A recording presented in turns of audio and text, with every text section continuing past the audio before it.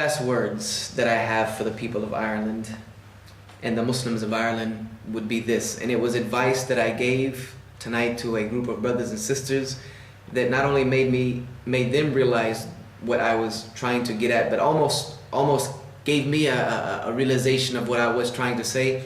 And my final advice would be careful of the small things, oh brothers and sisters.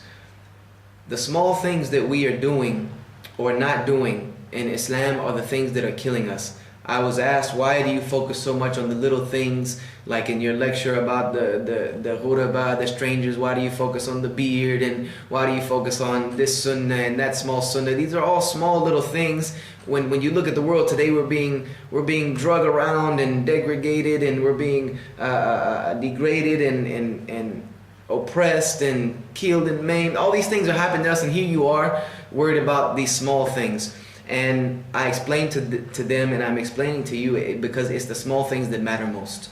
When the small things come out of place, then know that everything else is right behind it. If you take a bicycle and you put it together, and you don't put all the little small pieces in place, you don't put all the little small screws where they go, you don't put all the little small brackets where they're supposed to be, and go riding down a hill, that bike is going to fall apart, and you're going to probably kill yourself in the process. Even though you put the big things together right, it was the small things that made the difference. And this is what it comes to any great structure, which Islam is a structure. Rasulullah said, Islam is a house that's built on 5 pillars. Those are the major things in Islam. But if you take any house and look at it, it's the small things of the house, they hold it together. The little joints that might be in the ceiling, the little brackets that might be in the foundation. Without those things, this house will not stand the test of time. And this is the reality of our Islam, is that it's not standing the test of time. And Rasulullah said that the shaitan has given up on you in the big things, in getting you to do the large sins. He's given up on those things, like getting us to stop praying, getting us to worship other things. He said, but what he will do, and what he, as to paraphrase it in English, is get you with the little things and make your deeds fruitless. He'll take the little things and make you look at them as little things and stop doing them and get it to be fruitless. And this is my warning to my brothers and sisters. For those who will tell anyone that yes, the Rasulullah may have done this thing as a sunnah, he may have done this particular thing, he may have acted this particular way, but it's not really that big a deal, it's not a sunnah, it's not really important. Or for sisters, that there may be this small thing that I'm not supposed to be doing, like going out with wearing too much perfume or nail polish or makeup or all these small little things. It's not really a big deal.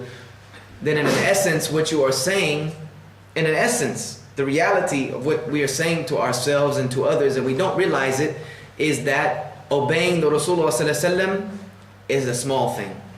Obeying Allah's Messenger is a small thing, and that is a scary thought. And you may say, oh, well, I'm not saying that. Well, in an essence, we are saying that. When we say the small things don't matter, then we're saying that obeying Allah's Messenger doesn't matter. Because if we look at His Sunnah, His entire Sunnah is made up of small things. It is a list of small things that He did or said or allowed to be done in His presence that make up His entire Sunnah.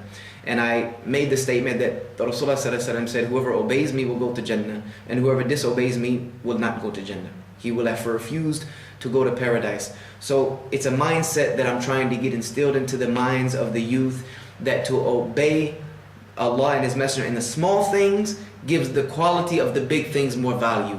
Your deen becomes more valuable to you. Your Islam becomes more valuable to you when you start doing the small things. Even if it's the smallest of small things, it becomes more of a value to you. Even if it's reciting the dua that Rasulullah used to recite when he woke up, and when he went to sleep, and before he ate, and when he went in. Even if you think of the du'as that he made when he put on his clothes, even though these may seem like small things, when you start to do them, the value of your deen changes, the quality of your ibadah changes, the quality of your Islam changes, the quality of your iman changes, to where those small things actually become the big things. And the big things become the smaller things that you don't worry about. Like for instance, salah is a big thing, but when the small things are in check, salah is something that you don't really think of as big because you've gotten so used to doing it. You could never imagine not doing salah. You could never think of a moment would come that you would miss a salah on purpose. I mean, it's just something that's as normal as breathing. And it comes through small actions. And the Rasulullah said that the greatest action with Allah and a better action with Allah is a small thing that is done consistently. And that's the sunnah.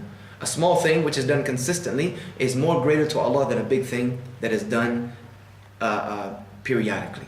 So if there's no more greater evidence I can give you, it's beware of the small things, because this is how the shaitan is tricking us and fooling us into deviating away from our religion and making all of our great deeds become null and become void. And we should be very afraid of that to stick to the small things, inshaAllah ta'ala, and know that the small things are great things indeed in the eyes of Allah and His Messenger.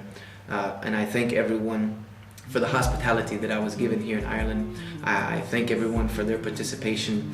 I thank Allah Azza wa Jal first and foremost for everything that He was able to allow us to accomplish. And I also thank the people, because we know that if you do not thank the people, then you're not thankful to Allah subhanahu wa ta'ala. So jazakallah khairan for all your efforts. Continue to make dua for myself, for me, and the people who do what I do. Make dua for us that are trying to make a difference for Islam in the world, as we are always making dua for you. Wassalamu alaikum wa rahmatullahi wa barakatuh.